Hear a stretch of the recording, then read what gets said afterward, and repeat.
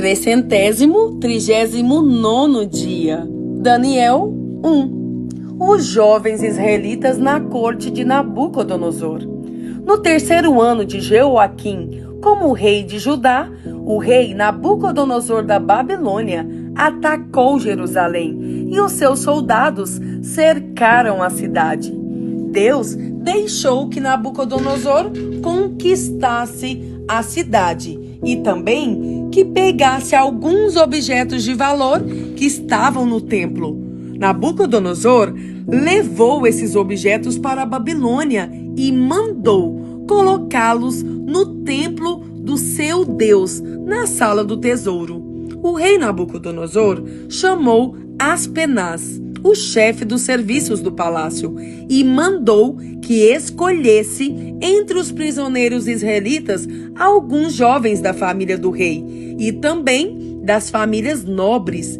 Todos eles deviam ter boa aparência e não ter nenhum defeito físico. Deviam ser inteligentes, instruídos e ser capazes de servir no palácio. E precisariam aprender a língua e estudar os escritos dos babilônios. O rei mandou também que os jovens israelitas recebessem todos os dias a mesma comida e o mesmo vinho que ele, o rei, comia e bebia.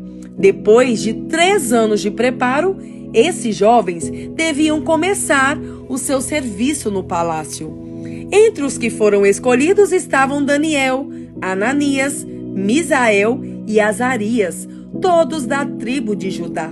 Aspenaz lhes deu outros nomes, isto é, Beltesazar, Sadraque, Mesaque e Abidnego. Daniel resolveu que não iria ficar impuro por comer a comida e beber o vinho que o rei dava. Por isso, foi pedir a Aspenaz que o ajudasse a cumprir o que havia resolvido. Deus fez com que Aspenaz fosse bondoso com Daniel e tivesse boa vontade para com ele.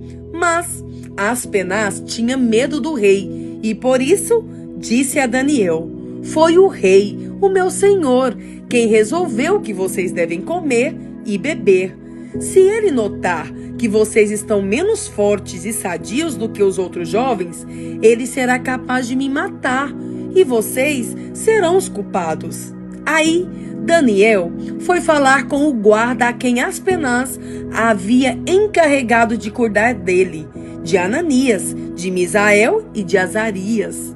Daniel disse a ele: "Quero pedir que o Senhor faça uma experiência com a gente. Durante 10 dias, dê-nos somente legumes para comer e água para beber. No fim de 10 dias, faça uma comparação entre nós e os jovens que comem a comida do rei. Então, dependendo de como estivermos, o Senhor fará com a gente o que quiser." O guarda concordou e durante 10 dias fez a experiência com eles. Passados os 10 dias, os 4 jovens israelitas estavam mais sadios e mais fortes do que os jovens que comiam a comida do rei. Aí, o guarda tirou a comida e o vinho que deviam ser servidos aos 4 jovens e só lhes dava legumes para comer.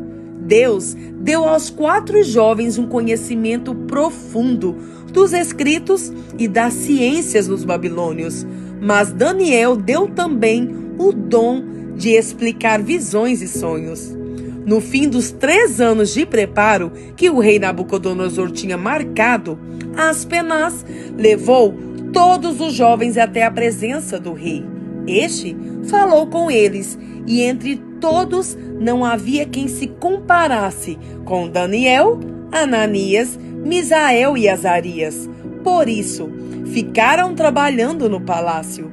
Todas as vezes que o rei fazia perguntas a respeito de qualquer assunto que exigisse inteligência ou conhecimento, descobria que os 4 eram 10 vezes mais inteligentes do que todos os sábios e adivinhos de toda a Babilônia. E Daniel ficou no palácio real até o ano em que o rei Ciro, começou a governar a Babilônia. Daniel 2. O sonho de Nabucodonosor. No segundo ano de Nabucodonosor como rei da Babilônia, ele teve uns sonhos que o deixaram tão preocupado que não podia dormir. Então mandou chamar os sábios, os adivinhos, os feiticeiros e os astrólogos, para que eles explicassem os sonhos. Quando chegaram e se apresentaram diante do rei, ele lhes disse: tive um sonho que me deixou muito preocupado e não vou ficar sossegado enquanto não souber o que ele quer dizer. Eles disseram ao rei na língua aramaica: que o rei viva para sempre. Pedimos que o Senhor nos conte o sonho, e aí nós lhe diremos o que ele quer dizer. Mas o rei respondeu: eu já resolvi que vocês têm de me contar o sonho e também explicar o que ele quer dizer. Se não puderem fazer isso, vocês serão todos cortados em pedaços e as suas casas serão completamente arrasadas. Mas, se me contarem o sonho e explicarem o que ele quer dizer, eu lhes darei presentes, prêmios e muitas honras. Portanto, digam o que foi que eu sonhei e o que o sonho quer dizer. E todos os sábios disseram de novo: conte o Senhor o sonho, e aí nós lhe diremos o que ele quer dizer. Mas o rei insistiu: eu sei o que vocês estão fazendo. Estão procurando ganhar tempo, porque sabem que já resolvi que se vocês não me contarem o sonho, vou dar a todos o mesmo castigo.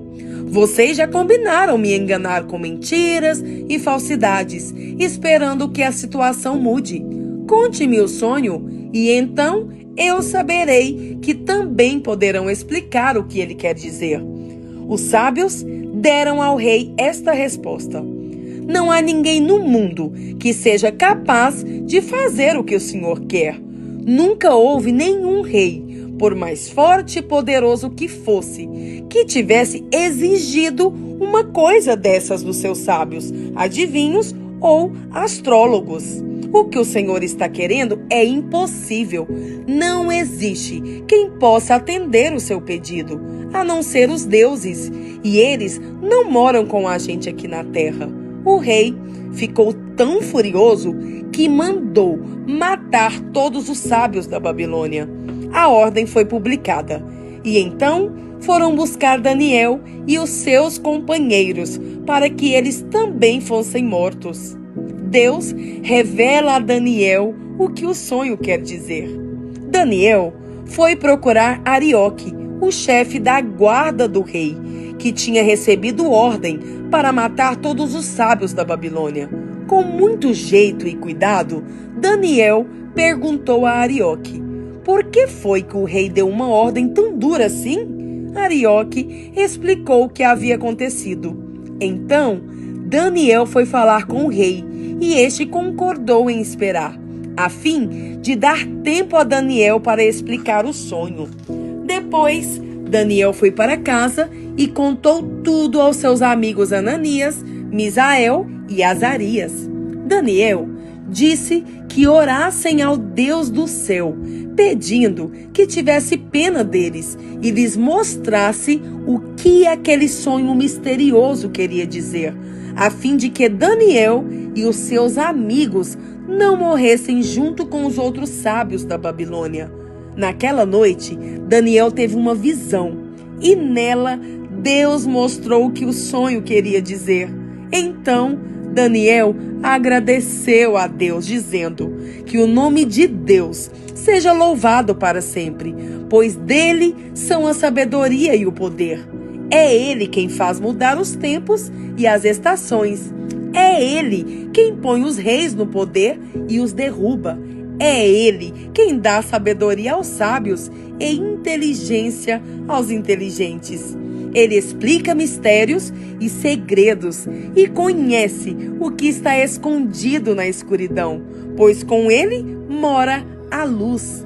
Ó Deus dos meus antepassados, eu te agradeço e te louvo, pois me deste sabedoria e poder.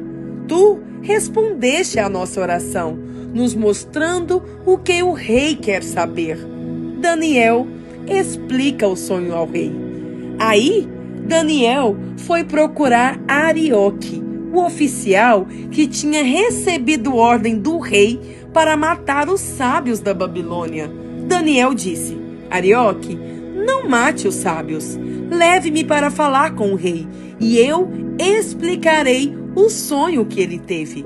Arioque levou Daniel depressa para o lugar onde o rei estava e lhe disse: Está aqui comigo um dos judeus que trouxemos como prisioneiros, e ele vai explicar o sonho que o senhor teve. O rei perguntou a Daniel, que também era chamado de Beltesazar: Você pode contar o meu sonho e explicar o que ele quer dizer?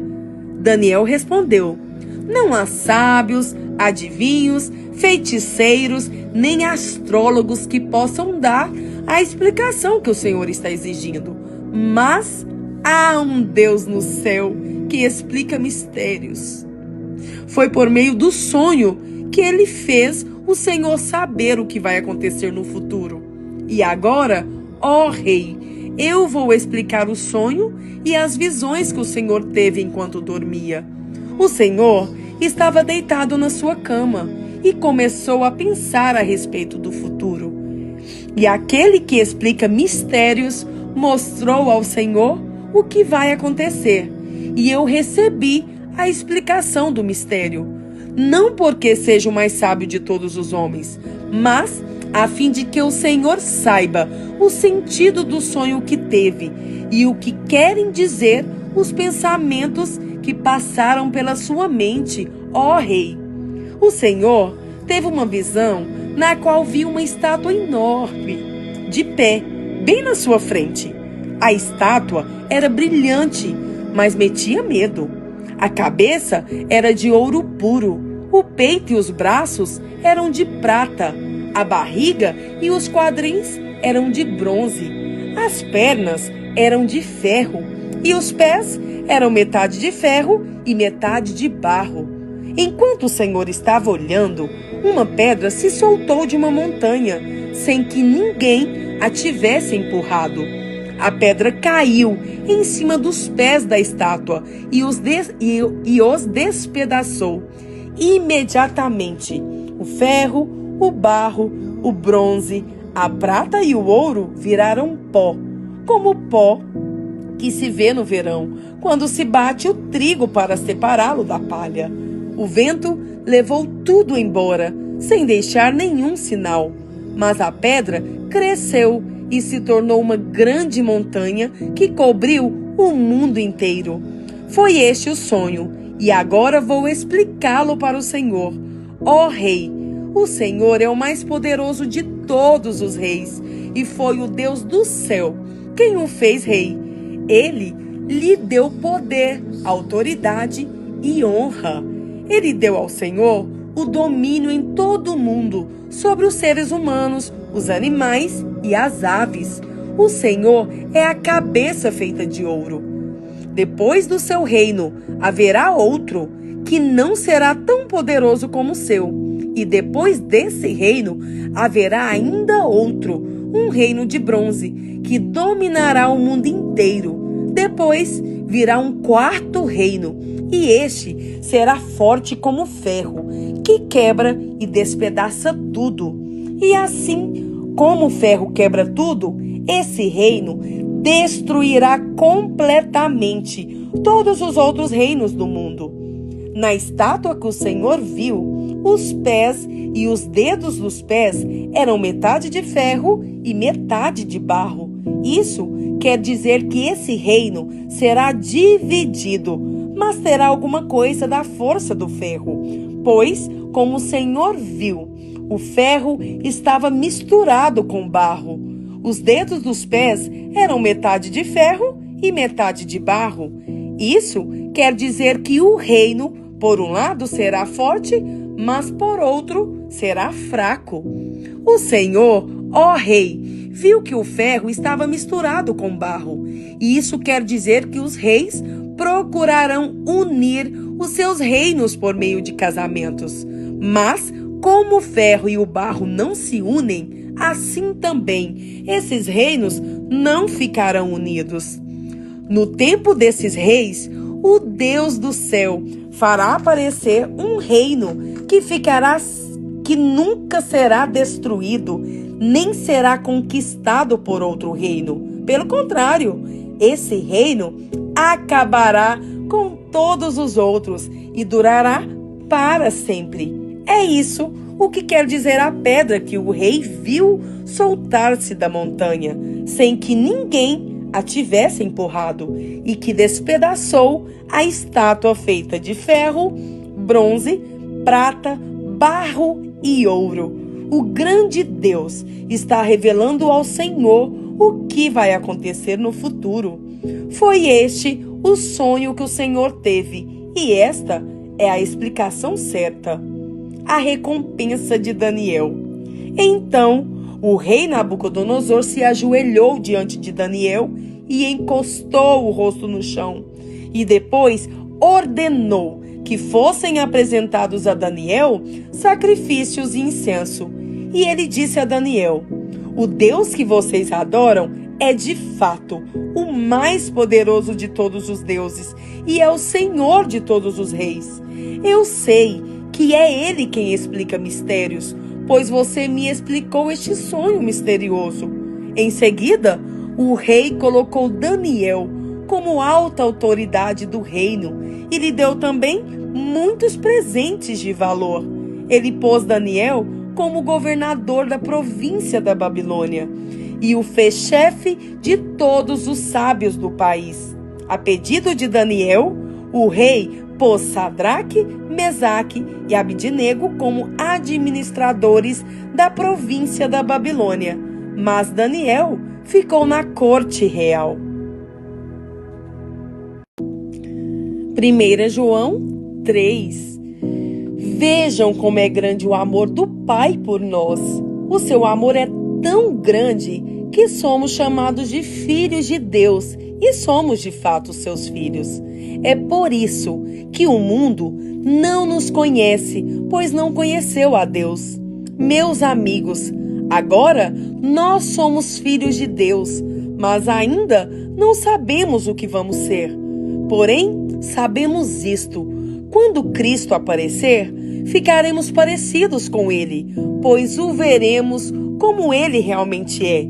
E todo aquele que tem essa esperança em Cristo purifica-se a si mesmo, assim como Cristo é puro. Quem peca é culpado de quebrar a lei de Deus, porque o pecado é a quebra da lei. Vocês já sabem que Cristo veio para tirar os pecados e que Ele não tem nenhum pecado. Assim, quem vive unido com Cristo não continua no pecado. Porém, quem continua pecando nunca o viu e nunca o conheceu. Meus filhinhos, não deixem que ninguém os engane. Aquele que faz o que é correto, assim como Cristo é correto. Quem continua pecando pertence ao diabo, porque o diabo peca desde a criação do mundo. E o Filho de Deus veio para isto, para destruir o que o diabo tem feito. Quem é filho de Deus não continua pecando, porque a vida que Deus dá permanece nessa pessoa. E ela não pode continuar pecando, porque Deus é o seu Pai. A diferença clara que existe entre os filhos de Deus e os filhos do diabo é esta: quem não faz o que é correto ou não ama o seu irmão não é filho de Deus. Amem uns aos outros. A mensagem que vocês ouviram desde o princípio é esta: que nos amemos uns aos outros. Não sejamos como Caim, que pertencia ao maligno e matou o próprio irmão. E por que o matou? Porque o que Caim fazia era mal e o que o seu irmão fazia era bom. Meus irmãos, não estranhem se as pessoas do mundo os odeiam. Nós sabemos que já passamos da morte para a vida e sabemos isso porque amamos os nossos irmãos. Quem não ama está ainda morto. Quem odeia o seu irmão é assassino. E vocês sabem que nenhum assassino tem em si a vida eterna. Sabemos o que é o amor por causa disto. Cristo deu a sua vida por nós. Por isso, nós também devemos dar a nossa vida pelos nossos irmãos. Se alguém é rico e vê o seu irmão passando necessidade, mas fecha o seu coração para essa pessoa, como pode afirmar que de fato ama a Deus? Meus filhinhos, o nosso amor não deve ser somente de palavras e de conversa. Deve ser um amor verdadeiro que se mostra por meio de ações. Coragem diante de Deus. É assim, então, que saberemos que pertencemos à verdade de Deus e que o nosso coração se sente seguro na presença dele. Pois, se o nosso coração nos condena, sabemos que Deus é maior do que o nosso coração e conhece tudo. Portanto, meus queridos amigos, se o nosso coração não nos condena, temos coragem na presença de Deus. Recebemos dele tudo o que pedimos, porque obedecemos aos seus mandamentos e fazemos o que agrada a ele. E o que ele manda é isto: que creiamos no seu Filho Jesus Cristo e que nos amemos uns aos outros como Cristo nos mandou fazer. Quem obedece aos mandamentos de Deus vive unido com Deus e Deus vive unido com ele. E por causa do Espírito que ele nos deu, sabemos que Deus vive unido conosco.